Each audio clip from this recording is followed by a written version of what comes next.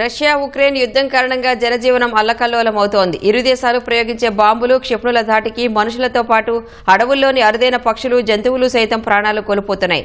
కొన్ని తీవ్రంగా గాయపడి రోజుల తరబడి నరకం చవిచూస్తున్నాయి. ఇలా యుద్ధంలో గాయపడి వైద్యం అందక నిస్సహాయ స్థితిలో ఉన్న 5 సింహాలకు ఓ సంస్థ చికిత్స అందించింది.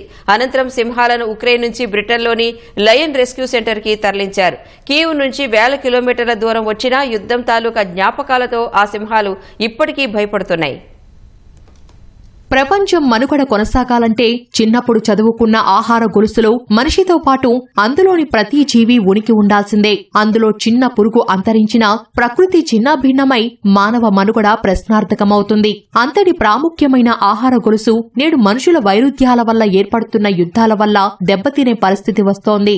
బాంబులు, క్షిపణుల ధాటికి వన్యప్రాణులు అల్లాడిపోతున్నాయి. తీవ్రంగా గాయపడి నిస్సహాయ స్థితిలో నరకం చూస్తున్నాయి. అలాంటి జంతువుల్ని యుద్ధం నుంచి కొన్ని సంస్థలు రక్షిస్తున్నాయి. ఇటీవలే ఉక్రెయిన్లో రష్యా ప్రయోగించిన క్షిపణుల ధాటికి గాయపడిన 5 సింహాలకు ఓ సంస్థ చికిత్స అందించింది.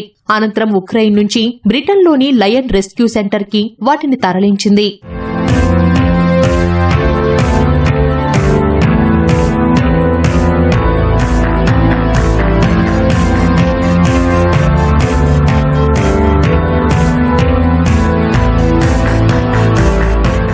యుద్ధ భూమి నుంచి వేల కిలోమీటర్లు దాటి వచ్చిన ఆందోళన సమస్యలతో సింహాలు బాధపడుతున్నాయని నిర్వాహకులు చెబుతున్నారు.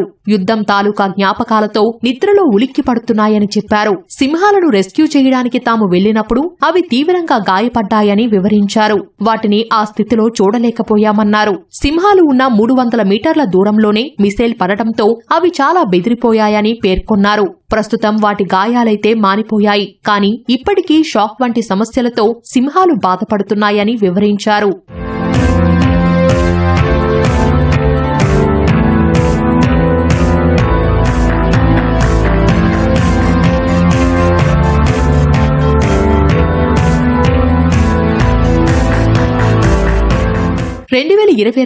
రష్యా ఉక్రెయిన్ యుద్ధం మొదలైనప్పటి నుంచి వందలాది జంతువులను వైల్డ్ యానిమల్స్ రెస్క్యూ సెంటర్ ద్వారా రక్షిస్తున్నట్లు నిర్వాహకులు చెబుతున్నారు. వాటిలో సింహాలు, పులులు, చిరుతలు, తోడేళ్లు, జింకలు, కోతులు వంటి జంతువులు ఉన్నట్లు చెప్పారు. వాటికి చికిత్స అందించి రెస్క్యూ సెంటర్లలో ఉంచుతున్నట్లు వివరించారు. ఇందుకోసం ప్రపంచవ్యాప్తంగా నిధులను కూడా సేకరిస్తున్నట్లు పేర్కొన్నారు. చాలా మంది జంతు ప్రేమికులు భారీగా విరాళాలు ఇస్తున్నట్లు తెలిపారు. ఇప్పటికైనా మనుషులతో సహా మూగజీవాల మృత్యువుకు కారణమవుతున్న యుద్ధాలకు స్వస్తి పలకాలని జంతు ప్రేమికులు కోరుతున్నారు.